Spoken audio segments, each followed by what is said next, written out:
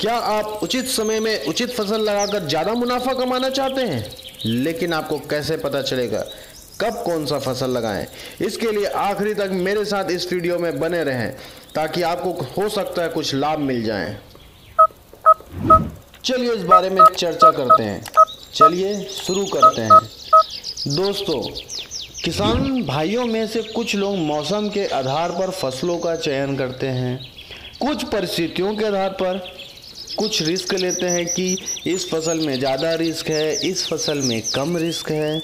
कुछ सुविधा के अनुसार करते हैं कि इसमें ज़्यादा मेहनत है, इसमें कम मेहनत है, इसमें ज़्यादा खर्च है, इसमें कम खर्च है। तो किसान भाई अपने सुविधा परिस्थिति, वातावरण, मौसम और भी अन्य जो परिस्थितियां पैदा होती होगी उसके आधार पर निर्णय लेते होंगे। मुझे अपने अनुभव के आधार पर एक और उपाय महसूस हो रहा है कि अगर हम इस पर ध्यान दें तो ज़्यादा मुनाफा कमा सकते हैं। एग्जाम्पल के तौर पर इस साल के मेरे अनुभव पर मैंने नोटिस किया कि सबसे बड़ी समस्या में एक समस्या यह होता है कि विशेष फसल का सब जगह एक साथ उत्पादन होना।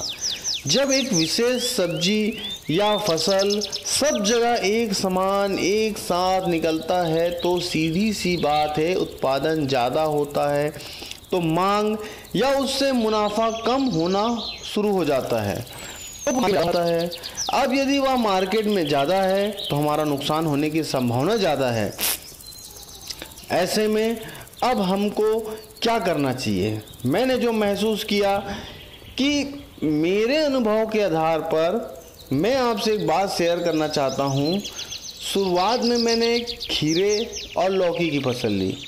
मैंने देखा खीरा और लौकी बहुत सारे लोग मेरे एरिया के उस फसल को लगाए हैं, जिसमें मुझे और उन्हें दोनों को बहुत घाटा हुआ।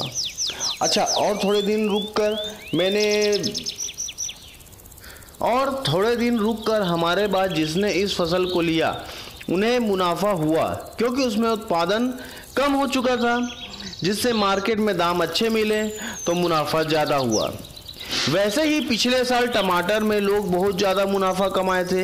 इस साल बहुत सारे किसान भाइयों ने टमाटर लगा दिया और हमने यह पाया कि इस समय टमाटर का रेट भी नहीं आया, क्योंकि टमाटर का उत्पादन सब जगह ज़्यादा था, जिसके कारण दाम अच्छे नहीं मिल पाए और मुनाफा बहुत कम हो गया। अब इन गलतियों से कैसे बचा जाए, इसके बारे में चर्चा करते हैं।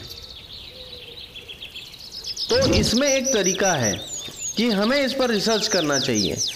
जब भी कोई फसल लगाते हैं उसके पहले रिसर्च करना चाहिए कि किस फसल का, सब्जी का, पौधा के बुआई ज़्यादा हो रहा है और किसका कम हो रहा है।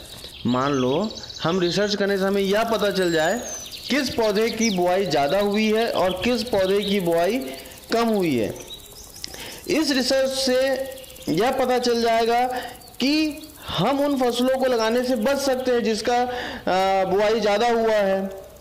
जिसके ज़्यादा फसल रोपाई से उत्पादन ज़्यादा होने से मुनाफा कम हो जाएगा, और हमें रिसर्च करने से यह पता चल जाएगा कि जिस फसल का बुआई कम है तो उसका मार्केट में आवक कम होगा तो मुनाफा ज़्यादा होने की संभावना बन जाती है।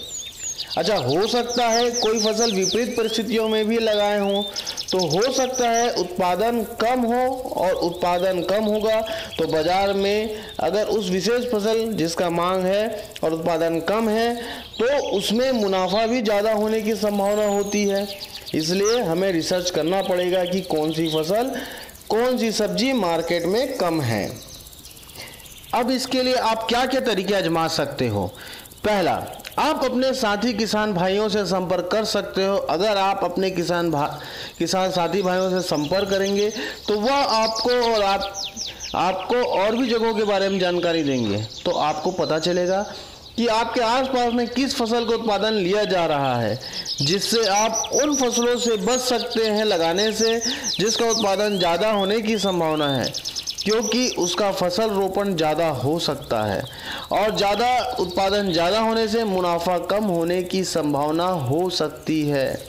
दूसरा, आप घूम के अपने आसपास के रेंज के 15 से 20 किलोमीटर 30 किलोमीटर तक एक बार घूम के एक एवरेज जानकारी ले सकते हैं अन्य किसान भाइयों से संपर्क करके, जिससे आपको दूर तक के एरिया के बारे में जानकारी हो जाएगी कि किस फसल किस पौधे की बुआई ज़्यादा हो रही है।